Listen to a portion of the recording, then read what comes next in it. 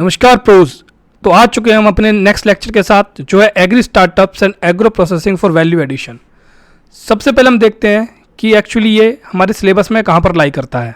तो आप देख सकते हो agri startups and agro processing for value addition, ये हमारा टॉपिक यहाँ से कवर होगा आज। तो स्टार्ट करते हैं अपना टॉपिक। तो देखिए, सबसे पहले हम जानेंगे कि एग्री स्टार्टअप्स होता क्या है। अगर हम एक नॉर्मल ओवरव्यू लेके चलें तो अगर कोई एग्रीकल्चरल फील्ड है, जैसे कि आप ये देख सकते हैं एग्रीकल्चरल फील्ड, इसमें हम लोग कोई भी अगर नई टेक्नोलॉजी यूज़ करें, जैसे ड्रोन है।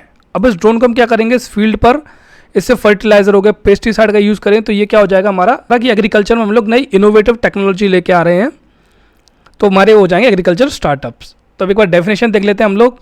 Agriculture startups are companies that work in agriculture and related industries and are leveraging the benefits of technology to provide added value service and automation solutions to traditional agriculture. मतलब added value service दे ही रहे हैं और साथ में automation solution दे रहे हैं। जैसे कि ड्रोन है, ये डाल रहा है पेस्टिसाइड फर्टिलाइजर फील्ड पर डाल रहा है, तो क्या हो गए, ऑटोमेशन सॉल्यूशंस हो गए। और मैक्सिमम यूज़ कौन कर पाता है इसको, जितने भी टेक सेवी फार्मर्स हैं वो बहुत ज़्यादा यूज़ कर रहे हैं टेक्नोलॉजीज़ का। तो ये तो हो गई मेरी डेफिनेशन। अब देखिए, कोई भी क्वेश्चन हम लिखते हैं, हमें सबसे पहले इंट्रोडक्शन देना पड़ता है। तो इंट्रोडक्शन में आप ये लिख सकते हो, जैसे कि एग्रीकल्चर है, टोटल 15% कंट्रीब्यूट करता है हमारे जीवीए या जीडीपी बोलिए आप। और फिर हमको ये भी पता है कि 54.6 जो वर्क फोर्स है टोटल, वो engage agriculture allied sector activities में। देखिए, हमेशा हमको सेंसस का डेटा लेके चल रहा है, क्योंकि ज़्यादातर ऑथेंटिक यही होता है। अगर आप 2023 का बाकी चीज़ से लोगे तो वो इतना ज़्यादा वेट नहीं रखेगा, तो 2011 सेंसस का ही डेटा हमको लेके चलना पड़ेगा।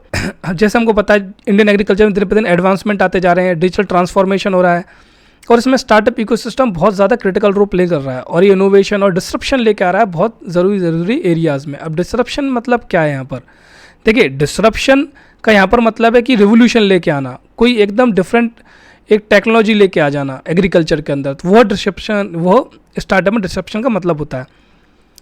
तो हम जैसे ये भी देख सकते हैं, third largest startup ecosystem world में हमारा, और एग्री स्टार्टअप में बहुत ज़्यादा पोटेंशियल है हमारे यहाँ पर, और ये बहुत ज़्यादा हेल्प करेगा फार्मर्स को, जो कि परेशान है किस चीज़ से, क्लाइमेट चेंज से परेशान है, वाटर स्कार्सिटी से परेशान है, प्राइस हाइक्स और काफ़ी सारी प्रॉब्लम्स हैं उनसे परेशान जो एग्री फार्मर्स हैं, उनको बहुत ज़्यादा हेल्प करेंगे ये एग्री स्टार्टअप्स। तो इंट्रोडक्शन आप ऐसे लिख सकते हो, इसमें एक दो पॉइंट जो आपको सही लगे वो उठा के लिख सकते हो, थोड़ा इफेक्टिव रहेगा किसी भी क्वेश्चन के अंदर। अगर 10 मार्क में आता है तो आपको इस तरीके से उसका आंसर लिखना होगा। अब हम आते हैं कि हमारे सिनेरियो क्या है एग्री स्टार्टअप्स का हमारी अभी इकोनॉमी के अंदर। तो इकोनॉमिक सर्वे 2023 का डेटा है हमारे पास, इसमें आपको याद रखना है, जो इंपॉर्टेंट आपको याद रखना है। देखिए, डेटास तो बहुत सारे होंगे, अगर हम डेटा पे ज़्यादा डेटा की कोई कमी नहीं है मार्केट में, लेकिन हमको वो डेटा याद रखना है जो हमें पेपर में लिखना है। तो उसी हिसाब से इस वीडियो में, इस स्लाइड्स में कैटेगराइज किया गया है, डिफरेंट डेटाज हैं, और जितना मिनिमम किया गया है डेटा, क्योंकि डेटा याद करना कोई हंसी खेल वाली चीज़ नहीं है। तो इसमें आपको याद रखना है कि टोटल ग्रोथ कितनी हो रही है हमारी, 50% पर एनम हो रही है, जो मैं एलोकेट हो रहा है, पैसा जो एलोकेट हो रहा है। जैसे देखिए ना, एग्री स्टार्टअप्स ने रेस किया 6,600 करोड़ पिछले लास्ट 4 साल के अंदर, प्राइवेट इक्विटी इन्वेस्टर के थ्रू, मतलब प्राइवेट को मिला के प्राइवेट का बहुत ज़्यादा इन्वेस्टमेंट हो रहा है हमारे एग्री स्टार्टअप्स में, और ग्रोथ हो रही है 50% पर एनम की। और हमारे पास 1000 से ऊपर एग्री स्टार्टअप्स हैं अभी इंडिया के अंदर, जिसमें 374 DPIIT रिकॉग्नाइज स्टार्टअप्स हैं। हमारे डिपार्टमेंट है जिसके अंदर सारे के सारे ये स्टार्टअप रिकॉग्नाइज किए जाते हैं। और जो सबसे ज़्यादा देखा जाए स्टार्टअप कहाँ पर आता है एग्रीकल्चर में, तो वह महाराष्ट्र के अंदर। अभी तक इस डेटा के अकॉर्डिंग 459 वहाँ पर हो चुके हैं। तो इतना डेटा काफ़ी है आपके लिए, अगर आप किसी क्वेश्चन में अगर देना भी चाहते हो थोड़ा बहुत, जैसे कि वेट पड़ा पे क्वेश्चन में, तो आप इनमें से कोई भी एक डेटा दे सकते हो एग्री स्टार्टअप्स के बारे में। अब हमें ज़रूरत क्या है एग्री स्टार्टअप की, देखिए काफ़ी सारे इनोवेटिव सॉल्यूशंस लेके आ रहे हैं ये। अब इनोवेटिव सॉल्यूशन किस चीज़ में आएंगे, जैसे हमने ड्रोन देखा था, तो उसको प्रिसीजन फार्मिंग कहते हैं, कि आपको बिल्कुल प्रिसाइजली जिस जगह ज़रूरत है फर्टिलाइज़र की, पेस्टिसाइड की, और वहीं जाना है, ठीक है। तो उसको प्रिसीजन फार्मिंग में बहुत हेल्प करता है। सॉइल को आपको पता लग जाएगा कि सॉइल किस चीज़ को फेवर करेगी, किस क्रॉप को फेवर करेगी, तो वो उसकी हेल्प करते हैं। सप्लाई मैनेजमेंट में, चेन मैनेजमेंट में बहुत ज़्यादा हेल्प करते हैं, कि किस तरीके से हमको मार्केट में सप्लाई करनी है, जो हमारे फार्मर्स है, वो डिस्ट्रीब्यूटर, प्रोड्यूसर्स, जो डिस्ट्रीब्यूटर प्रोड्यूस कैसे पहुंचाएंगे, वो सारी चीज़ें अल्टीमेटली कंज्यूमर तक कैसे पहुंचेगी। सप्लाई चेन पूरी दुरुस्त रहनी चाहिए कि फार्मर से कंज्यूमर तक बहुत बेटर सप्लाई चेन हो जाए, तो उसमें बहुत ज़्यादा काम करते हैं। मार्केट लिंकेज में बहुत ज़्यादा काम रहता है इनका। अब इन टेक्नोलॉजी से क्या क्या हो सकता है, देखिए प्रोडक्टिविटी इंक्रीज़ हो सकती है, अगर ये प्रिसीजन फार्मिंग होगी, सप्लाई चेन मैनेजमेंट होगी, तो ऑटोमेटिकली जो आपकी प्रोडक्टिविटी है वो इंक्रीज़ हो जाएगी, कॉस्ट रिड्यूस हो जाएगी आपकी, क्योंकि ज़्यादा आप वेस्टेज करोगे नहीं। और इंक्रीज द इनकम, और फार्मर की इस तरीके से इंक्रीज हो जाएगी इनकम। जैसे मान ली सप्लाई चेन मैनेजमेंट स्ट्रांग हो गई तो आपका डायरेक्टली आप कंज्यूमर को बेच पा रहे हो, या फिर जैसे फैक्ट्रीज को बेच पा रहे हो डायरेक्टली। अगर फार्मर बेच रहा है तो उसको बेनिफिट तो होगा। तो जो गवर्नमेंट का एक टारगेट भी है कि डबल करनी इनकम फार्मर्स की, तो वो भी यहाँ से कंप्लीट हो जाएगा। ठीक है, तो इसमें पोटेंशियल है कि पूरे एग्रीकल्चर सेक्टर को ट्रांसफॉर्म कर सकता है ये, और न्यू एम्प्लॉयमेंट अपॉर्चुनिटी भी आएंगी। जितने ज़्यादा स्टार्टअप बनेंगे उतने ज़्यादा आपको नौकरी के चांसेस मिलेंगे, हमारी इकोनॉमी उतना ज़्यादा ग्रो करेगी। सप्लाई चेन में हो गई, देखिए क्योंकि अगर एक सेक्टर ग्रो कर रहा है, 54.6% जिस सेक्टर में लोग एम्प्लॉयड हो, अगर वो ग्रो करेगा तो इकोनॉमी अपने आप ग्रो करेगी। और कहते हैं ना हमारे देश में, किसान के पास पैसा है तो ही पूरा का पूरा मार्केट चलता है। और इसके थ्रू जो फार्मर्स है उनमें सेल्फ रिलायंस आएगा, सस्टेनेबिलिटी आएगी उनकी चीज़ों के अंदर। और सेल्फ रिलायंट इंडिया का जो विज़न है वो इसके बिना हो ही नहीं सकता। जब तक हम एग्रीकल्चर को बहुत स्ट्रॉन्ग नहीं करते, तब तक हमारे जो सेल्फ रिलायंट इंडिया का जो विज़न है वो पूरा हो ही नहीं सकता। तो ये जो स्टार्टअप इकोसिस्टम है बहुत ज़्यादा हेल्प करता है इस चीज़ के अंदर। अब एक बहुत इंपॉर्टेंट स्टार्टअप का जो काम है वो यहाँ आता है, जैसे कि ऑर्गेनाइज सेक्टर है, अनऑर्गेनाइज सेक्टर है, एग्रीकल्चर मार्केट, APMCs वगैरह तो ठीक है, लेकिन उसके अलावा भी जैसे मान के चलिए जहाँ पर APMC नहीं होती, लास्ट लेक्चर में डिस्कस किया था कि फार्मर को यहाँ तक कि कभी कभी नुकसान में भी अपनी फसल बेचनी पड़ती है। इसको लगता है कहीं मैं स्टोर नहीं कर पाया, ख़राब हो गई, तो उन सारी चीज़ों को यहाँ काउंटर कर सकते हैं स्टार्टअप्स। डायरेक्ट लिंकेज कर सकती है, जो आपका कंज्यूमर है वो डायरेक्ट आके यहाँ से आप सामान को ले जा सकता है उसके यहाँ से। तो इसमें बहुत ज़्यादा हेल्प करेंगे जितने भी स्टार्टअप्स आ रहे हैं, और ये शायद रिजॉल्व करते हैं इशू ट्रांसपोर्टेशन के, स्टोरेज सर्विसेज के, इन सब में भी काफ़ी ज़्यादा हेल्प करते हैं ये चीज़। अब देखिए हमारे पास क्या है ना, सुपीरियर टेक्नोलॉजी की बहुत ज़्यादा कमी है एग्रीकल्चर में, और ये हिंडर करती है हमारी एग्रीकल्चर ग्रोथ को। जैसे आप अगर USA में जाओ तो वहाँ पर बहुत डिफरेंट टेक्नोलॉजी एग्रीकल्चर की, वो उनको पता है हमको कितना NPK भी जो हमारे फर्टिलाइज़र के अंदर आते हैं ना, नाइट्रोजन, फॉस्फोरस और पोटेशियम और पोटाश, उसको बिल्कुल नाप के डालते हैं वो लोग, उसका वेस्टेज नहीं होता। और डिफरेंट क्या मशीन्स अलग हैं, तो वो सब चीज़ें हमारे यहाँ है नहीं। तो जो एग्री स्टार्टअप हैं ये चीज़ प्रोवाइड कर सकते हैं हमको, ये कुछ ऐसे सॉल्यूशन दे सकते हैं जिसके थ्रू हम लोग USA के जिस तरीके से उनकी डेवलप हुई उस तरीके से हम अपनी फार्मिंग भी डेवलप कर सकते हैं। अब चैलेंज क्या है एग्री स्टार्टअप के, देखिए ये जो टॉपिक्स हैं डिवाइड इसलिए किए थे, नीड फॉर, चैलेंजेस, सिनेरियो के क्वेश्चन डायरेक्ट ऐसे ही आते हैं हमारे पेपर में कि चैलेंजेस के एग्री स्टार्टअप्स के, नीड के एग्री स्टार्टअप्स की, सिनेरियो के एग्री स्टार्टअप के। तो जितने भी स्लाइड्स है, जो भी लेक्चर्स है, इसी के अराउंड हम लोग बना के रखते हैं, जैसे कि क्वेश्चन में अगर पेपर में क्वेश्चन आता है डायरेक्ट आप आंसर कर सको। हम बात करते हैं चैलेंज ऑफ एग्री स्टार्टअप्स की, तो रेट ऑफ रिटर्न की बात करें तो टेक्नोलॉजी, देखिए इस टाइम हमारा जो मार्केट है इतना स्ट्रॉन्ग है नहीं, तो रेट ऑफ रिटर्न भी उतनी ज़्यादा नहीं आती। अगर जैसे कोई इन्वेस्टमेंट कर रहा है टेक्नोलॉजी के लिए तो वो प्रॉफिट तो चाहता ही है ना, जब प्रॉफिट नहीं होगा तो वो चैलेंज ही एग्री स्टार्टअप का, फिर धीरे धीरे वो लोग अपने इन्वेस्टमेंट को विड्रॉ करने लगते हैं। सेकंड, हमारा high price technology solution unaffordable है। अब हर कोई फार्मर पे इतना पैसा थोड़ी ना है कि वो बहुत ज़्यादा, जो जैसे काफ़ी सारे स्टार्टअप हैं जो आपको कंसल्टेंसी देते हैं, ठीक है, डिफरेंट आपसे बोलते हैं कि आप हमको दे दीजिए, हम आपकी प्रोडक्शन करके देंगे, आपको टाइम पे एडवाइस भी करेंगे, लेकिन इतना पैसा है नहीं फार्मर के पास ये सब चीज़ें करने के लिए। और टेक्निकल टैलेंट इतना रहता नहीं है हमारे पास, है भी तो रिटेन नहीं कर पाते, क्योंकि फार्मिंग में लोग इतना ज़्यादा ध्यान भी नहीं देते, कहते बहुत प्रॉब्लम भी है यहाँ पे काम कर रहे हैं, तो वो सारे रीजंस आ जाते हैं यहाँ पर।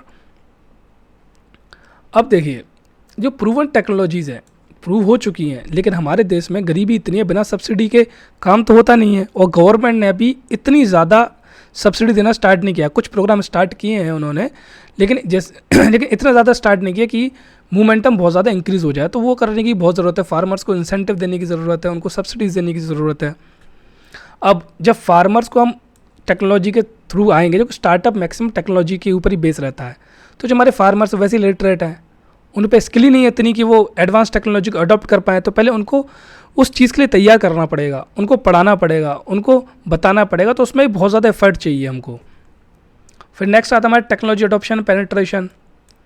देखिए टेक्नोलॉजी जो अडॉप्शन है बहुत स्लो प्रोसेस है, क्या कल्चरल फैक्टर भी रहते हैं आपके पास काफ़ी, आपको लगता है कि जो टेक्नोलॉजी आ रही है ख़राब कर देगी, तो हमारे कल्चर में एक बोलते हैं कि चेंज रेजिस्ट करते हैं, कि ह्यूमंस को पसंद नहीं है चेंज उतना ज़्यादा, उसमें टाइम लगता है, तो इसलिए टेक्नोलॉजी अडॉप्शन पेनिट्रेशन में भी टाइम लगता है इन चीज़ों में।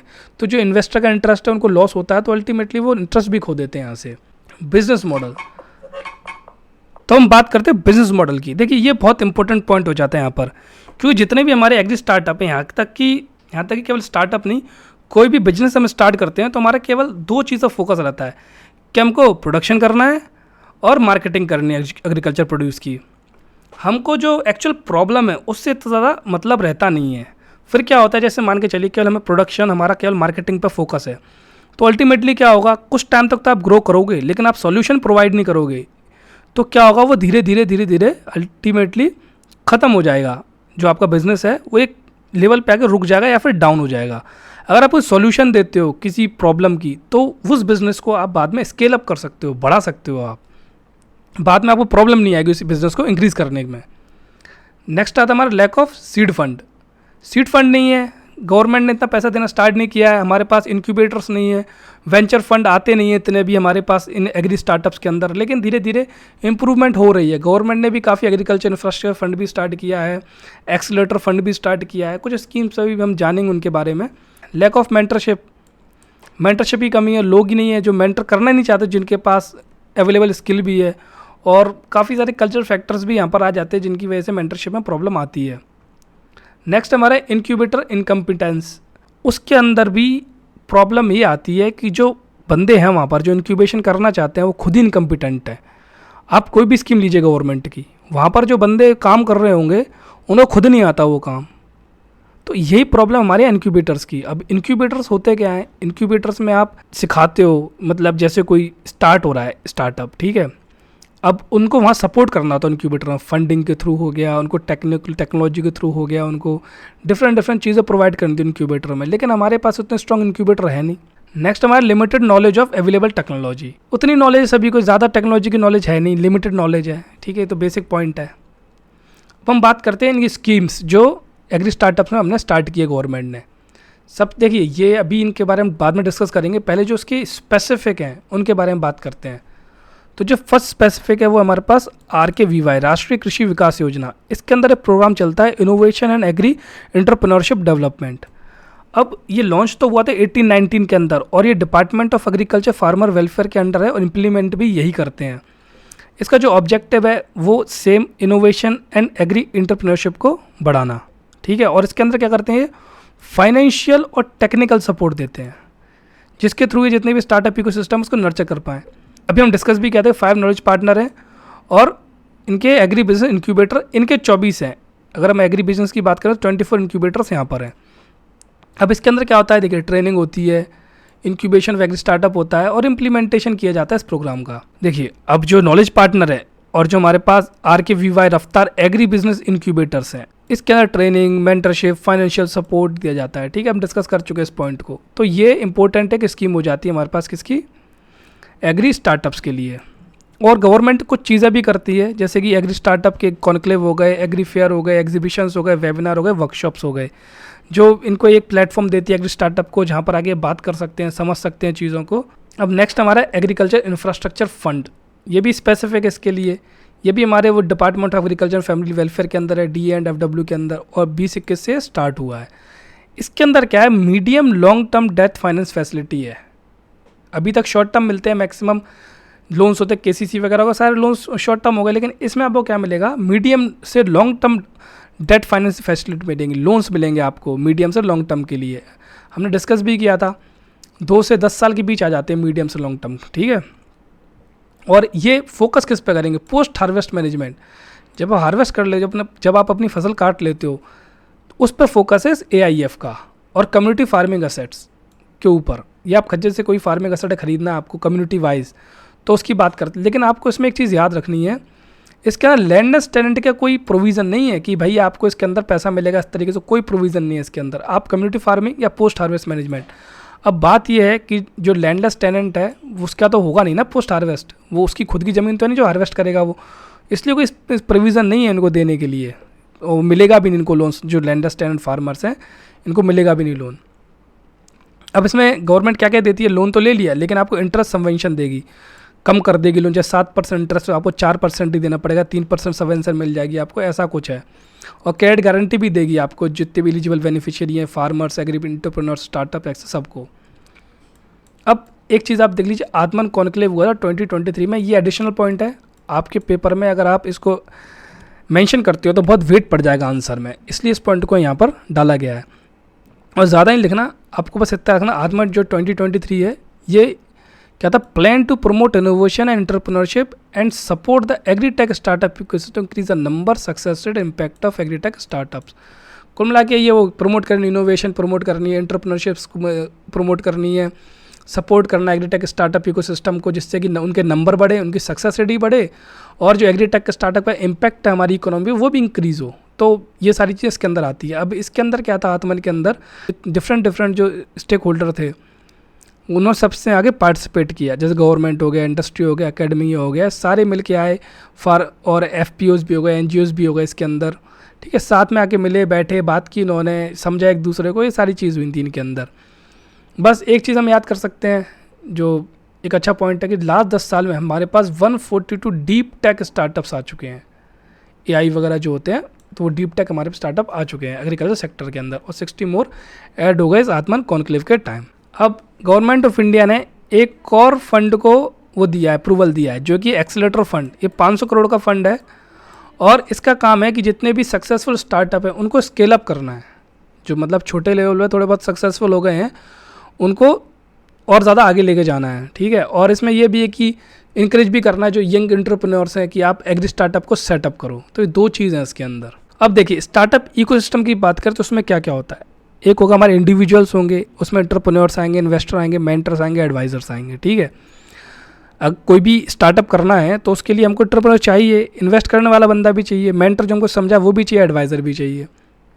स्टार्टअप इकोसिस्टम में सेकंड जो आएगा उसमें आ जाएगा हमारे पास पॉलिसी, गवर्नमेंट किस चीज़ को प्रमोट कर रही है, किस चीज़ को फैसिलिटेट कर रही है, किस चीज़ को एग्जेम्प्ट कर रही है, कहाँ इंसेंटिव दे रही है, ये चीज़ें बहुत ज़रूरी हो जाती हैं।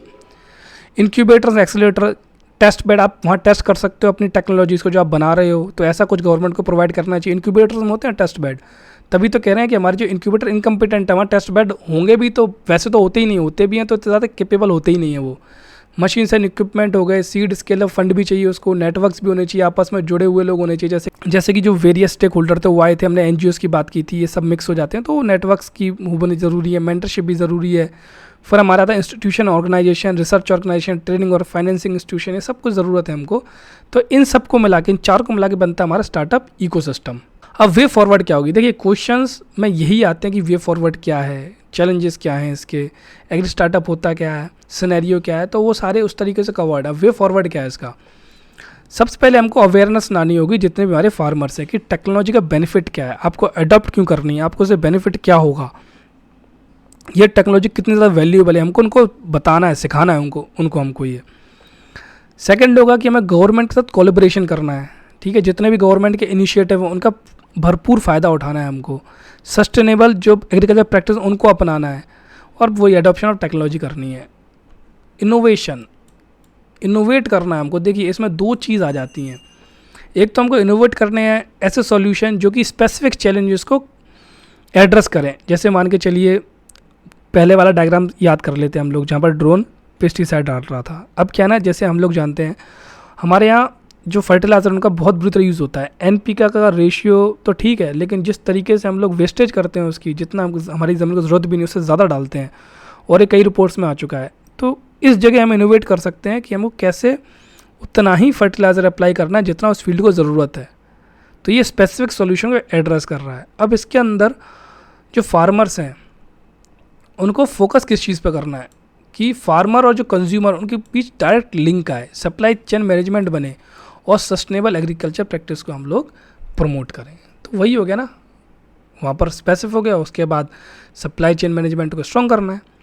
फोर्थ होगा एक्सेस टू कैपिटल, पैसे लेने हैं भाई, पैसे कैसे लोगे, कुछ ऐसी चीज़ बनाओ जो इन्वेस्टर को अट्रैक्ट करे, इतना स्ट्रॉन्ग बिजनेस केस बनाओ कि इन्वेस्टर आगे खुद आपके प्रोजेक्ट में इन्वेस्ट करें। तो वो चीज़ आपको करनी है कैसे भी करके। देखिए फिफ्थ आता है, अभी हम बात कर रहे हैं कल्चर की। कल्चर एक बहुत बड़ा रोड ब्लॉक हो जाता है, तो वहीं है हमें creating the right mindset and culture. हमें राइट माइंडसेट बनाना, कल्चर बनाना एग्रीकल्चर रिसर्च और एजुकेशन इंस्टीट्यूट यूनिवर्सिटी के अंदर, जो कि प्रमोट कर सके एग्री स्टार्टअप को। सिक्स्थ, हमको अपनी जो यूनिवर्सिटीज़ हैं, स्कूल्स हैं, या फिर जो भी इंस्टीट्यूशन डिफरेंट उसके अंदर करिकुलम डालना है जो कि फोकस करे स्टार्टअप पर, एक्सपोजर दें स्टार्टअप को, अर्ली स्टेज पे एक्सपोजर दें उनको, और प्रॉपर सपोर्ट दें स्टूडेंट और फैकल्टी को। देखिए इंटरडिसिप्लिनरी मल्टीडिसिप्लिनरी अप्रोच हमको इनक्रेज करनी ही है, क्योंकि आप जब अलग अलग फील्ड्स में जाओगे तब चीज़ों को इकट्ठा करोगे तो बेटर प्रोडक्ट बना पाओगे। इनोवेशन बेटर हो पाएगा। जैसे अभी भी आप अपनी पढ़ाई से लिंक कर सकते हो, जब आपको सभी सब्जेक्ट की एक नॉलेज हो जाती है तो आप एक बेटर ओवरव्यू बना सकते हो किसी भी चीज़ का, क्योंकि सब आपस में लिंक्ड है किसी ना किसी तरीके से। नेक्स्ट हमारा building of common data platform, एक ऐसा प्लेटफॉर्म जहाँ से आप पूरा का पूरा डेटा ले सकते हो, फिर वो किसी भी चीज़ के बारे में, वहाँ पे किसी भी चीज़ के बारे में इन्फॉर्मेशन चाहिए, मार्केट के बारे में इन्फॉर्मेशन चाहिए, प्रोडक्शन के बारे में चाहिए, क्या मार्केट में डिमांड है, आपको किस तरीके से सप्लाई करना है, आपके पास क्या क्या ऑप्शन है, वो सारा डेटा आपको एक जगह अवेलेबल होना चाहिए। नेक्स्ट आता हमारा रोबस्ट इंक्यूबेशन सिस्टम। हमने देखा था हमारा जो इंक्यूबेशन सिस्टम है वही इनकम्पिटेंट है, तो आपके जो स्टार्टअप हैं वो अपनी जो एक्चुअल उनकी जो कॉम्पिटेंस है उस तक पहुँच ही नहीं पाते, जो उनका एक्चुअल पोटेंशियल है उसको कभी भी अचीव नहीं कर पाते हैं। तो हमको रोबस्ट इंक्यूबेशन सिस्टम हमें चाहिए, एक इंफ्रा चाहिए, वर्कफोर्स चाहिए प्रॉपर, वो सारी चीज़ें। और 10th हमारा इन्वॉल्विंग कॉर्पोरेट, मतलब प्राइवेट सेक्टर को हमको इन्वॉल्व करना स्टार्टअप इकोसिस्टम के अंदर। अब ये कुछ एग्जांपल्स है एग्री स्टार्टअप कंपनीज़ के, ये इसलिए दिए हैं कि अगर आपको पेपर में देना है का मन कर रहा है, 10 मार्कर कोई क्वेश्चन है तो आप डाल सकते हो एक हाथ इसमें से, और आप अपने भी रिसर्च कर सकते हो, ऑनलाइन आपको मिल जाएंगे काफ़ी सारे। ये इसलिए दे दिया कि आपको यहाँ से याद करना तो आप उसको याद कर लीजिए, क्योंकि सिंपल है। जैसे क्रो फार्म है, इसने डिजिटल सप्लाई चेन बना रखी है फार्म और बिजनेस के बीच में, डायरेक्टली ये लोग लिंक हो जाते हैं आपस में। जैसे क्रॉपिन है, ये एग्रीकल्चर को बिजनेस इंटेलिजेंस और बिजनेस प्लान से लिंक करता है। तो वही सारी चीज़ें आप उनको पढ़ लीजिएगा। अब हम आते हैं एग्री प्रोसेसिंग पर। देखिए पहले इंट्रोडक्शन देना ज़रूरी है हर चीज़ का, क्वेश्चन का पहला पार्ट यही होता है। तो फूड प्रोसेसिंग जो है वो transformation of agri products into food और of one form of food into other form, मतलब एक फूड को दूसरे फूड में कन्वर्ट करना, उसको फूड प्रोसेसिंग बोलते हैं, सीधी सीधी चीज़। फूड जो ग्लोबल कम्युनिटी है, इसकी प्रोसेसिंग इंडस्ट्री बहुत ज़्यादा वैल्यू रखती है हमारे पास, क्योंकि काफ़ी सारे जो ऑर्गेनाइज सेक्टर के वर्कर हैं वो इसमें काम करते हैं। आजकल जोमेटो वगैरह भी आ गए हैं तो वो भी इस पर डिपेंडेंट हैं। तो ये इंडस्ट्री सब स्ट्रॉन्ग होना बहुत ज़रूरी है। हमारी इकोनॉमी में बहुत ज़्यादा ये कंट्रीब्यूट करती है फूड प्रोसेसिंग इंडस्ट्री, और ये बोला जाता है कि 10 ट्रिलियन तक ग्रो कर जाएगी 2028 तक।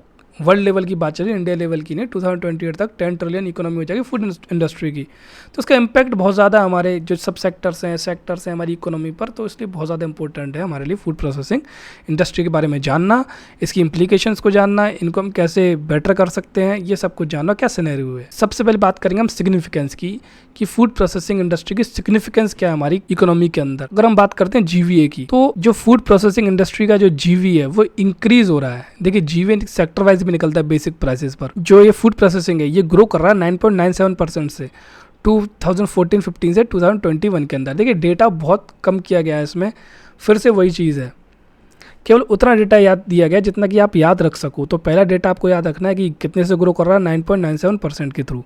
सेकंड हमारा सिग्निफिकेंस है कि इसमें रोल इन एग्रीकल्चर लाइवलीहुड में क्या है। पहला तो reduction of wastage. Food processing से क्या होता है, आपकी रिडक्शन, वेस्टेज में रिडक्शन हो जाती है। वो कैसे, वेस्ट कैसे कम होता है। मान के चलिए आम है, ठीक है, आम पेरिसेबल है, मतलब बहुत जल्दी ख़राब हो सकता है, तो सेल्फ लाइफ आप इंक्रीज़ कर सकते हो प्रोसेस करके। जैसे उसकी आपने माज़ा बना दी, ठीक है, तो इंक्रीज़ हो गई ना लाइफ, तो वो चीज़ ऐसे रिड्यूस कर देगा वेस्टेज को। वैल्यू ऐड करता है ये चीज़, वही माज़ा हो गई, वैल्यू एडिशन हो जाता है उसके अंदर। पहले वो 5 रुपये का आम होगा, बोतल में आएगा तो 60 रुपये का बेच देते हैं वो। Diversification, commercialisation.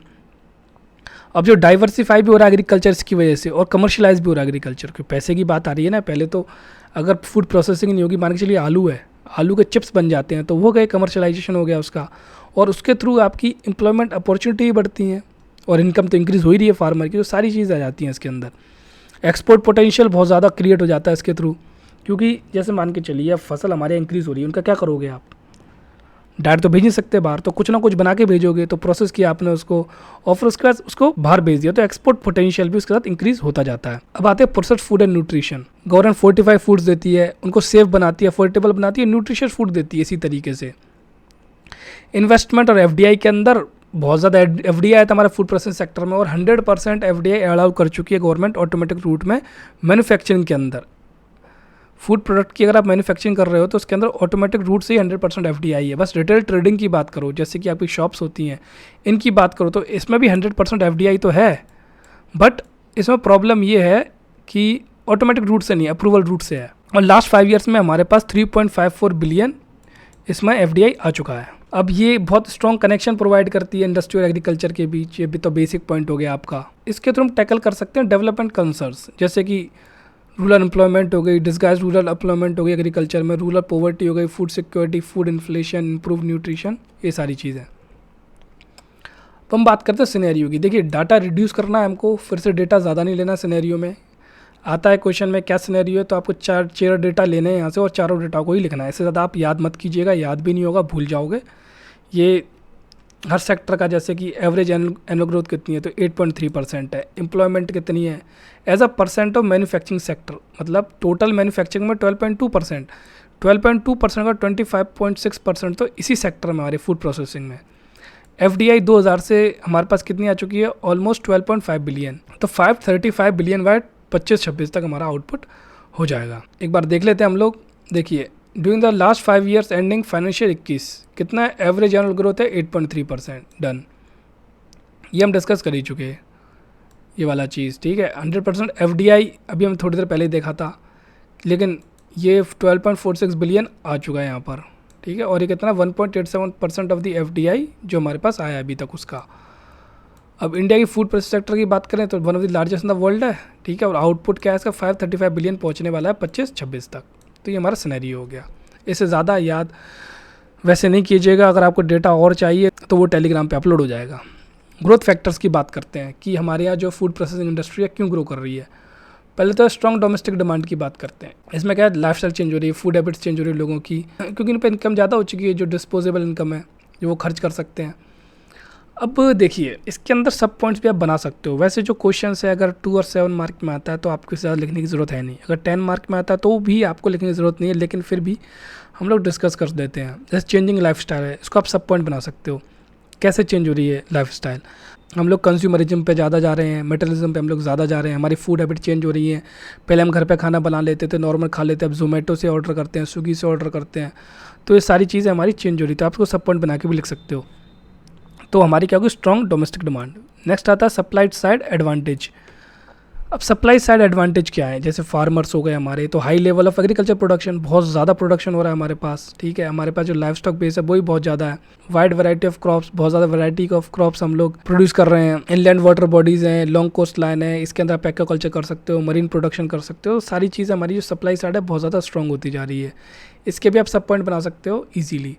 एक्सपोर्ट अपॉर्चुनिटीज़ की बात करें तो जो हमारी कंट्री है बहुत क्लोज है, जितनी भी की एक्सपोर्ट डेस्टिनेशन, हमारे पास पोर्ट भी बहुत है, और जो हमारा इंटीग्रेशन है ग्लोबल इकोनॉमी के साथ, जो जुड़ाव है हमारा ग्लोबल इकोनॉमी के साथ, वो भी बहुत बेटर हो चुका है पहले से। डेली कोई ना कोई MOU साइन करते थे हम एक्सपोर्ट के लिए, कभी जापान से, कभी US से, कभी UK से, वो रेगुलर चल ही रहा है अभी आजकल। इस गवर्नमेंट के अंदर तो बहुत ज़्यादा एक्सपोर्ट ओरिएंटेड जो MOUs हैं वो चल रहे हैं। Proactive government policy and support, government fully support कर रही है। अभी हमने देखा था उसमें भी एग्री स्टार्टअप्स में कितना ज़्यादा था सपोर्ट किया है, वैसे यहाँ गवर्नमेंट कर रही है। यहाँ पर जैसे संपदा हो गई, किसान संपदा स्कीम हो गई इसमें, और PMFME हो गई जिसके अंदर 1 डिस्ट्रिक्ट 1 प्रोडक्ट आता है, वो सारी चीज़ें गवर्नमेंट प्रोवाइड कर रही हैं। अब जो हमारी फूड प्रोसेसिंग है 3 स्टेज में होती है। हम बात करें प्राइमरी प्रोसेसिंग, हम समझेंगे इस एग्जाम्पल से, जैसे कॉफ़ी बीन है, जो बीन निकाले हम लोगों ने, जो कॉफ़ी का प्लांट्स हो गए उससे, तो वो हो गया प्राइमरी, ठीक है, कोकोआ से।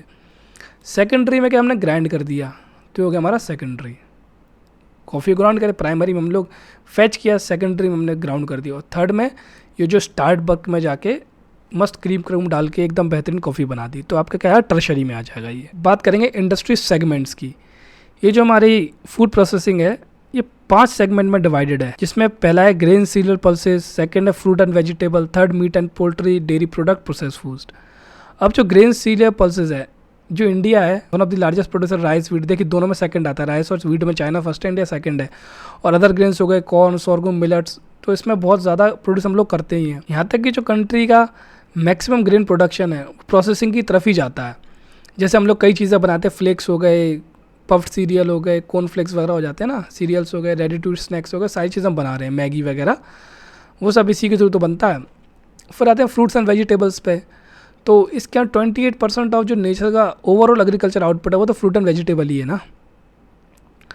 तो ये पेरिसेबल होते हैं, सेल्फ लाइफ इनकी कम होती है, तो इनकी प्रोसेसिंग बहुत ज़रूरी होती है, वही सब चीज़ें हैं। फिर हम क्या बनाते हैं वेजिटेबल्स और फ्रूट्स और वेजिटेबल्स से, जैसे जैम्स हो गए, पिकल्स हो गए, सारी चीज़ें इसके अंदर आ जाती हैं।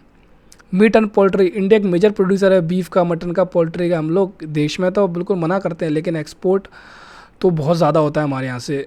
कुछ लोगों तो मैं जानता हूँ वो अरबपति हैं इसी बिज़नेस के अंदर। डेयरी प्रोडक्ट की बात करें तो वर्ल्ड का लार्जेस्ट प्रोड्यूसर हम लोग मिल्क के, हमारा जो डेयरी है बहुत सिग्निफिकेंट पार्ट है हमारे जो फूड प्रोसेसिंग बिजनेस है उसका। अब इसमें आप क्या क्या कर सकते हो दूध से, इसका कोई भी जैसे दही हो गया, घी हो गया, ये सब बना सकते हैं, ये सब चीज़ बनाते हैं हम लोग, बटर, चीज़, योगर्ट एक्सपोर्ट भी करते हैं और डोमेस्टिक भी कंज्यूम होता है। प्रोसेस्ड फूड की बात करें, रेडी टू मील हो गए, स्नैक्स हो गए, सब चीज़ें इसके अंदर आ जाती है। और उसकी अभी इंडस्ट्री में सप्लाई चेन भी बेटर है, प्राइमरी फूड प्रोसेसिंग कंपनी, सब कुछ बेटर है इसके अंदर। अब जो टेक्निक्स हैं फूड प्रोसेसिंग इंडस्ट्री में, उसकी ही बात कर लेते हैं हम, किस तरीके से क्या क्या टेक्निक हम यूज़ करते हैं जब हम फूड को प्रोसेस करते हैं। तो सबसे पहले आता है प्रिजर्वेशन, कैसे प्रिजर्व करना है हमको। तो उसके अंदर कैनिंग करते हैं, कैन में मतलब बंद कर देना, फ्रीज़ कर देते हैं, ड्राई फर्मेंटिंग, कोई भी चीज़ ड्राई कर दोगे तो उसके सड़ने के चांसेस कम हो जाते हैं, फर्मेंट हो जाता है। तो ये सारी चीज़ें प्रिजर्वेशन में करते हैं, कैसे भी करके हम प्रिजर्व करना है हमको, उस चीज़ को बचाना है कि बैक्टीरिया की ग्रोथ ना हो, जम्स ना आए उसमें, तो फूड जो है ख़राब नहीं होगा। अब प्रिपरेशन की बात करें, खाना बनाना ही तो है खाने के लिए, फिर कुकिंग हो गई, बेकिंग, ग्रिलिंग हो गई, वो सब चीज़ के अंदर आ जाता है। तो प्रोसेस हो रहा है इसमें ही फूड, कुकिंग में, बेकिंग में, ग्रिलिंग में, सब में प्रोसेस हो रहा है फूड। फिर पैकेजिंग की बात करते हैं, पैकेजिंग करनी है आपको बेटर मटेरियल से करनी है, उसके अंदर आपको इनर्ट गैस वगैरह डाल दिया आपने, तो वो सब चीज़ें पैकेजिंग के अंदर आ जाएंगी। इनरिचमेंट की बात करते हैं, कुछ उसमें एक्स्ट्रा ऐड करते हैं, जैसे कि मिनरल वाटर होता है, सब चीज़ें विटामिन मिनरल ऐड कर दिए उसके अंदर, कोई फूड प्रोडक्ट आ रहा है उसके अंदर एक्स्ट्रा विटामिन डाल दिए, तो उसको इनरिचमेंट बोलेंगे हम। फोर्टिफिकेशन में जो गवर्नमेंट करती है मैक्सिमम फोर्टिफिकेशन, उसके अंदर फोलिक एसिड डाल दिया, फ्लोर में आयरन डाल दिया, वो सारी चीज़ें फोर्टिफिकेशन में। ये सब नॉर्मल पॉइंट्स हैं, आपने और भी जगह पढ़े ही होंगे। एक्सट्रैक्शन की बात करें, एग्जांपल लीजिए आप, अखरोट के कर्नल्स, उसमें से ऑयल निकाल दिया जाता है जिससे कि वो ख़राब ना हो जल्दी, उनकी शेल्फ लाइफ बढ़ जाती है, उनकी एक्सपायरी डेट इंक्रीज हो जाती है, तो एक्सट्रैक्शन यहाँ पर यूज़ होता है। कंसंट्रेशन की बात करें तो कंसंट्रेशन में हम करते हैं वाटर को रिमूव कर देते हैं और वाटर जो फ्रूट कंसनट्रेट बना लेते हैं, तो फिर उसको हम रियल जूस वगैरह ऐसी चीज़ बन जाती है। मान लीजिए फ्रूट को सुखा दिया, उसका पाउडर बना लिया, उस पाउडर को डाला, फिर पानी मिलाया और फिर मार्केट में एज अ रियल जूस बेच दिया, तो वो चीज़ें कंसंट्रेशन में हो जाती है। कंसंट्रेट कर लेना जो फ्रूट का मेन पार्ट है, क्योंकि मैक्सिमम पार्ट तो पानी होता है फ्रूट में। प्रोसेसिंग एड्स हो गए, जैसे केमिकल हो गए, इन सब चीज़ का यूज़ करना, तभी तो जैसे आजकल फ्रूट्स मिल रहे हैं बाहर कुछ, उनके ऊपर केमिकल डाल दिया जाता है, मस्त चमकते हैं, ख़राब भी नहीं होते, उनके पास रखे रहते हैं, प्रॉब्लम हमको देते हैं, लेकिन उनको तो उससे बेनिफिट होता है ना। अब प्रोसेसिंग इंडस्ट्री की प्रॉब्लम की बात करेंगे कि इस इंडस्ट्री में प्रॉब्लम है क्या। दैट क्वेश्चन बनता है, what are the problems of food processing industries. तो पहले हमने क्या डिवाइड किया उनको 3-4 लेवल पर। तो सबसे पहला लेवल होता है फार्म लेवल। तो फार्म लेवल प्रॉब्लम्स की बात करते हैं तो सबसे पहले प्रॉब्लम है poor yield of farm produce, therefore low returns. कम पैदा करोगे तो रिटर्न तो लो मिलेंगे, यहाँ तक कि क्वालिटी ही बेकार होती है। हमारे यहाँ पर एक बहुत बड़ी प्रॉब्लम है कि जो फार्मर्स हैं वो हाई यील्डिंग जो सीड्स होते हैं, वैराइटीज़ होती हैं, उनको तो यूज़ करते नहीं हैं। वो क्या करते हैं, जैसे लास्ट ईयर कोई गेहूं का उन्होंने फसल उगाई, अब उसमें से जो बीज मिले उसी को उगा लेते, जबकि ऐसा नहीं करना चाहिए। गवर्नमेंट के भी सीधे इंस्ट्रक्शन है कि आप जो दोबारा सीड लेके आइए मार्केट से, जो बेटर सीड है, जो आप 90 से 95% प्रोडक्शन की गारंटी देते हैं और बेटर फसल की जो क्वालिटी उसके बारे में वादा करते हैं, तो आपको वो यूज़ करना चाहिए। तो हमारे यहाँ नहीं होता, उसकी तो प्रॉब्लम्स इंक्रीज़ हो जाती हैं, पुअर यील्ड हो जाती है, तो हमारे प्रोडक्टिविटी भी लो है हमारे यहाँ कंट्री में और कंट्रीज से। Lack of material resources necessary for development, हमारे पास मटेरियल रिसोर्सेज भी नहीं है डेवलपमेंट के लिए इतने। प्रिमिटिव मेथड हमारे फार्मिंग के, मैकेनाइजेशन अभी इतना हुई नहीं है हमारे पास, ज़्यादा इक्विपमेंट हम यूज़ करते हैं नहीं है, कोई क्वालिटी कंट्रोल नहीं, इनपुट्स में भी डिस्कस किया था हमने जो सीड्स के बारे में, वही चीज़ आती है। फाइनेंस भी नहीं है, फाइनेंस नहीं होता तभी तो सीड लेके नहीं आते मार्केट से। और कोई वेदर का भी कोई भरोसा नहीं कब क्या हो जाए। अभी आप देखिए क्लाइमेट चेंज जब से हुआ है तब से फसल जब पकड़े तभी बारिश हो जाती है। अभी मौसम कभी कभी बीच में ऐसा हो रहा है जबकि फसल कटने का टाइम है, बारिश हो जाएगी तो पूरी फसल ख़राब हो जाएगी, तो वो भी एक प्रॉब्लम हो जाती है। Unavailability of reliable handling and transportation system, ये तो बहुत ज़्यादा बेकार कंडीशन है हमारे यहाँ ट्रांसपोर्टेशन की। ट्रांसपोर्टेशन तो ठीक है, रोड्स ही नहीं है, और स्टोरेज फैसिलिटीज़ की तो आपको पता है कितनी बुरी कंडीशन है। लोग बेचारे अपने जो फसल है बेच देते हैं सस्ते में इसी चक्कर में कि उन पर स्टोरेज फैसिलिटीज़ की जगह ही नहीं है, स्टोर ही नहीं कर पाते। तो जो प्राइवेट जो आड़तिया वगैरह होते हैं उसका फ़ायदा उठाते हैं और उनसे बहुत फसल को सस्ते में ले लेते हैं। अब यहाँ से क्या प्रोसेसिंग इंडस्ट्री की प्रॉब्लम क्या आती है, वहाँ भी यही प्रॉब्लम है। कुछ प्रॉब्लम सेम है, जैसे फाइनेंसिंग की प्रॉब्लम देखिए आप, यहाँ भी अगर प्रोसेसिंग इंडस्ट्री डालनी है तो पूरी फैक्ट्री डालनी पड़ेगी आपको, उसके लिए पैसा चाहिए, तो वो प्रॉब्लम है। गवर्नमेंट बहुत सारे वादे तो करती है लेकिन बैंक कहाँ देती है लोन, वो एक प्रॉब्लम आ जाती है। हायर इम्पोर्ट ड्यूटीज़, अब आप फूड प्रोसेसिंग इंडस्ट्री डाल रहे हो तो आपको मशीन्स चाहिए होंगी और काफ़ी सारी चीज़ के पार्ट रिप्लेसमेंट, बहुत सी चीज़ें चाहिए होती हैं इन चीज़ों में, लेकिन इंपोर्ट ड्यूटी इतनी है, बहुत ज़्यादा महंगा पड़ता है वो, तो उनका जो प्रॉफिट है वो बहुत कम हो जाता है या इनफैक्ट लॉस ही हो जाता है। इस चक्कर में ये प्रॉब्लम क्रिएट हो जाती है। Higher cost of raw material. अब देखिए यहाँ पर एक डायलेमा आ जाता है, एक कॉन्ट्राडिक्शन है यहाँ पर। कॉन्ट्राडिक्शन कैसे है, यहाँ से तो सस्ता जाता है फार्म लेवल से, अब वहाँ कैसे महंगा पहुँच रहा है, किसको मिल रहा है प्रॉफिट? हमारे जो इकोनॉमी है, हमारी जो सप्लाई चेन है, ये इसमें सबसे बड़ी प्रॉब्लम यही है। और तभी कहते हैं इस जगह एग्री स्टार्टअप बहुत ज़्यादा काम कर सकते हैं। किसानों से तो माल सस्ता जाता है, बीच में जो आड़ती है, जो मिडिल मैन है, वो पूरा पैसा खा जाता है, और जो फैक्ट्रीज हैं जहाँ पर फूड प्रोसेसिंग हो रही है उनको महंगा देगा मटेरियल, तो तभी इनको तो हायर कॉस्ट पड़ती है रॉ मटेरियल की, इनको कम पड़ता है, बीच का मज़े वो ले जाता है। तो ये सारी चीज़ें हैं। इनएडुकेट ट्रांसपोर्ट, यहाँ भी ट्रांसपोर्टेशन की प्रॉब्लम तो सब जगह रहेगी। ट्रांसपोर्टेशन के, कोल्ड स्टोरेज फैसिलिटी की सब जगह प्रॉब्लम है, क्योंकि हर एक स्टेज पे आपको ट्रांसपोर्टेशन चाहिए, हर एक स्टेज पे आपको कोल्ड स्टोरेज फैसिलिटी चाहिए अपने जो अनाज है या फिर जो भी आप बना रहे हो उस चीज़ को सेव करने के लिए।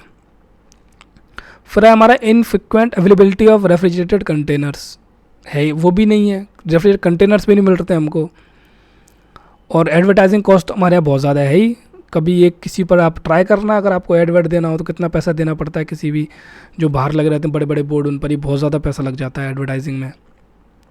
और डोमेस्टिक मार्केट भी लिमिटेड ही है हमारे पास इस टाइम, क्योंकि कल्चरल जो फैक्टर से काफ़ी आते हैं। अब आती है डिस्ट्रीब्यूटर प्रॉब्लम। प्रोसेस तो कर लिया, डिस्ट्रीब्यूटर की भी तो प्रॉब्लम आएगी। वही ट्रांसपोर्टेशन तो है ही आपका, हाई कॉस्ट रहेगा यहाँ पर, कोल्ड स्टोरेज फैसिलिटी की प्रॉब्लम रहेगी, और irregular quality of farm produce, वो भी चीज़ है। फिर कंज्यूमर डिसकंटेंट, ये पहला जो पॉइंट है, the price variation is day to day affair. Price vary करती होगी, इस पॉइंट को ठीक है हम देखेंगे बाद में क्या करना है इसका, आप लिख दीजिएगा पेपर में, क्योंकि इतना ज़्यादा वेरी तो नहीं करता, हाँ वेरी करता है बट इतना नहीं करता कि डेली बेसिस वेरी करे। फिर lack of variety of semi processed और प्रिपेयर्ड कन्वीनियंस फूड और अफोर्डेबल प्राइसेस। यहाँ ये हम बोल सकते हैं कि हमारे यहाँ अगर थोड़ी बहुत भी सेमी प्रोसेस और प्रिपेयर्ड वो फूड हो जाता है तो वो महंगा हो ही जाता है, अफोर्डेबिलिटी है ही नहीं उस चीज़ में। Continue dependence on seasonal products, हम लोग डिपेंड करते हैं सीजनल प्रोडक्ट पर। हमारे यहाँ हेल्दी ईटिंग वाला चीज़ें भी तो हैं, तो हम लोग सीजन से बहुत डिपेंड करते हैं। Does not get value for money, वो भी है कि हम लोग जो पैसा दे रहे हैं हमको उतनी वैल्यू मिल ही नहीं रही है। कुछ अदर रीज़न भी आते हैं इसके अंदर, जो अदर रीज़न है ये मेन रीज़न हो जाते हैं। अब मेजॉरिटी ऑफ पॉपुलेशन उनमें लो इनकम लेवल है, ठीक है, वो can not afford process food. जो इंडियंस हैं वो फ्रेश फूड प्रेफर करते हैं, कुक्ड जो कि प्रिजर्व फूड से हम लोग फ्रेश फूड को प्रेफर ज़्यादा करते हैं। तो ना हेल्दी फूड मस्त आराम से खा रहे हैं, सारा रखा हुआ है। और ये एक यूनिक प्रॉब्लम हमारे देश के साथ, no national character of food habits, हर जगह अलग है। हमारे पास जितने स्टेट्स हैं उनमें अलग अलग, स्टेट छोड़िए, अगर डिस्ट्रिक्ट चेंज होती है खाना चेंज हो जाता है, तो फूड हैबिट्स ही बहुत डिफरेंट है। तो जो भी फूड प्रोसेसिंग इंडस्ट्री है वो बड़े लेवल पे जा ही नहीं पाती है। अब वे फॉरवर्ड क्या है इसका, तो सबसे पहले हम लेके आना है हमको इंस्टीट्यूशनल रिफॉर्म, जैसे कि एपीएमसीज हैं, इसके अंदर रिफॉर्म लेके आना है हमको। इनको फार्मर्स के मतलब हित में रखना है, इनको लैंड रेगुलेशन लेके आनी है, क्रेडिट देना है इनको, वो सारी चीज़ें आएंगी। देखिए एफपीओज का फॉर्मेशन बहुत ज़रूरी चीज़ होती है, क्योंकि हमारे स्मॉल फार्मर्स बहुत हैं, तो एफपीओज वहाँ पर बहुत ज़्यादा अच्छा रोल प्ले करते हैं। ये सारे मिलते हैं एक साथ, अपने प्रोडक्ट को एक साथ मार्केट करते हैं, एक साथ भेजते हैं, तो जब साथ में जाता है तो अच्छी इनको रिटर्न भी मिलता है, एडवर्टाइज भी कर सकते हैं। तो एफपीओज को इनकरेज करना बहुत ज़रूरी है आज के टाइम, ये गेम चेंजर हो सकते हैं एफपीओज। और इन्हीं के थ्रू जब आप एक इकट्ठा बना लेते हो तो जितने भी इन्वेस्टर हैं वो भी आपके पास आते ही हैं। अब जो एसेंशियल कमोडिटी एक्ट है इसको रिस्ट्रक्चर करना बहुत ज़रूरी है, ठीक है, जिससे कि जो एक्सपोर्टर हैं फूड प्रोसेसर उनको एग्जाम्पशन मिल सके। फिर आता है इंफ्रास्ट्रक्चर डेवलपमेंट। अब आपको इंफ्रा में इन्वेस्ट करना है, फूड सप्लाई चेन के लिए आपको स्ट्रॉन्ग करनी पड़ेगी, तो इंफ्रा तो बनाना पड़ेगा, रोड्स बनानी पड़ेंगी आपको, ऐसे बहुत सारे इंफ्रा बनाने पड़ेंगे, कोल्ड स्टोरेज फैसिलिटी देनी पड़ेंगी, वो सब चीज़ आ जाती है इसके अंदर। मॉडर्न टेक्नोलॉजी इनोवेशन को लेवरेज करना पड़ेगा, उनका यूज़ करना पड़ेगा, तो वो सब चीज़ें हैं। क्वालिटी एंड सेफ्टी एश्योरेंस, इस पर बहुत ज़्यादा ध्यान देना पड़ेगा, क्योंकि जो मैक्सिमम वेस्ट कंट्रीज़ हैं अगर वो एक्सपोर्ट भी हम यहाँ से करते हैं तो उनको इस चीज़ से बहुत मतलब होता है कि आपने फूड सेफ्टी और क्वालिटी पे कितना ध्यान दिया। आपको याद हो कुछ टाइम पहले हमारे अल्फांसो जो महंगे तो उनको वापस कर दिया गया था क्वालिटी और सेफ्टी के बेसिस पर ही, तो उस चीज़ का हमको बहुत ध्यान रखना है, उसको हमें बेटर करना है दिन पे दिन, तभी हमारे एक्सपोर्ट इंक्रीज़ हो सकते हैं। फिर ग्लोबल मार्केट पेनिट्रेशन, अब हमको पार्टिसिपेट करना है कैसे इवेंट जैसे वर्ल्ड फूड इंडिया 2023, आप इनको पक्का दीजिएगा जब भी आप आंसर लिखते हो, इन चीज़ों को 100% लिखिएगा। वर्ल्ड फूड इंडिया का एग्जाम्पल दे रखा है, इससे जो सामने वाला आंसर अगर चेक करे आपका आंसर पड़ता है तो बहुत ज़्यादा प्रभावित होता है। तो इसके अंदर क्या है, वर्ल्ड फूड इंडिया के अंदर अपना आप शोकेस कर सकते हो फूड प्रोसेसिंग पोटेंशियल की, आप कितने आप अच्छे अच्छे प्रोडक्ट्स बनाते हो, वो सब चीज़ें आप इसके अंदर डाल सकते हो। जो अलग मार्केट हैं जिन पे कभी आप गए नहीं हो उनको भी आप एक्सप्लोर कर सकते हो, यूरोप में, मिडल ईस्ट में, अफ्रीका में, ओशनिया में, जापान में, इनमें भी आपको जाना चाहिए और देखना चाहिए कि आप अपने प्रोडक्ट्स को कैसे फॉरवर्ड कर सकते हो। लास्ट आता है हमारा स्किल डेवलपमेंट एंड रिसर्च। देखिए इसमें तो कोई सोचने वाली बात है नहीं, स्किल डेवलप करनी पड़ेगी। जब तक स्किल डेवलप नहीं करोगे आप कोई भी सेक्टर हो उसमें बेटर परफॉर्म नहीं कर सकते हो। आपको रिसर्च करनी पड़ेगी, आपको डेवलपमेंट में फोकस करना पड़ेगा, जिस नए नए प्रोडक्ट्स कैसे सेव किए जा सकते हैं, कैसे उनकी सेल्फ लाइफ इंक्रीज़ की जा सकती है, कैसे उसमें कम केमिकल्स यूज़ किए जा सकते हैं, इन सब चीज़ों पर रिसर्च आपको करनी होगी। क्वालिटी स्टैंडर्ड पर रिसर्च करनी होगी, जो वर्क फोर्स को ट्रेनिंग देनी होगी। फिर जाके हम लोग एक स्टैंड ले पाएंगे, एक खुद को प्रूव कर पाएंगे वर्ल्ड लेवल पे कि we are the one of the best in food processing industries. अब इसके अंदर आप एक वर्ड और डालिएगा आंसर में, एग्रीप्रेन्योर्स इन इंडिया। ये सब करने से हम लोग एक न्यू जनरेशन बना सकते हैं एग्रीप्रेन्योर्स की। एंटरप्रेन्योर की जगह लिखना है एग्रीप्रेन्योर्स। ये हमारे पीएम मोदी जी ने यूज़ किया था ये टर्म एग्रीप्रेन्योर्स, तो आप इसको लिख सकते हो अपने आंसर के अंदर। अब देखिए ये कुछ गवर्नमेंट स्कीम्स हैं, इनके बारे में अभी आप इतने ही जानिए, इनके बारे में डिटेल में पढ़ेंगे जब एमपी की स्कीम्स पढ़ेंगे तब, क्योंकि पीए जो है PMFME ये भी आती है वहाँ पर, जिसमें 1 डिस्ट्रिक्ट 1 प्रोडक्ट है, तब डिटेल में जानेंगे। प्रधानमंत्री किसान संपदा योजना, इसमें मेगा फूड पार्क वगैरह बनते हैं, तब जानेंगे हम लोग। तो हम करते हैं यहाँ पर अपना लेक्चर ख़त्म। और आपको जो भी प्रॉब्लम हो या जो भी चीज़ में आपको डाउट आ रही हो आप टेलीग्राम पे शेयर कीजिएगा, और लाइक शेयर और सब्सक्राइब कीजिए, चैनल को थोड़ा इंक्रीज़ कीजिए रीच। फिर मिलते हैं हम नेक्स्ट लेक्चर में, तब तक के लिए आई एम साइनिंग ऑफ।